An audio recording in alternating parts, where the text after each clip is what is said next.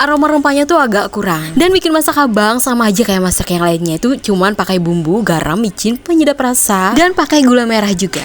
Kenapa ini dinamakan Hintalu masak habang? Karena bumbunya tuh warna merah. Jadi yang namanya habang dalam bahasa Indonesia artinya tuh merah. Dan untuk bumbu masak habang itu dari cabai, tapi cabai besar yang dikeringkan, dan cabainya dijemur sampai bener-bener kering lalu diulek. Dan ini nggak pedas sama sekali karena bukan balado. Dan aku bikin acar timun sama acar kol juga, karena biasanya bumbu masak habang atau Hintalu masak habang itu temanannya tuh acar. Dan untuk bikin acar tuh simpel aja, ada bawang merah, ada kol, timun, dan cabai merah yang udah mulai keriput. Sayang banget nih kalau nggak dihabiskan, jadi aku habiskan aja. Baru tambahkan gula, garam, micin sedikit, dan sebelumnya udah aku tambahkan cuka juga, karena kalau acar nggak pakai cuka mungkin namanya bukan acar, atau bisa dibilang itu namanya salad atau rujak.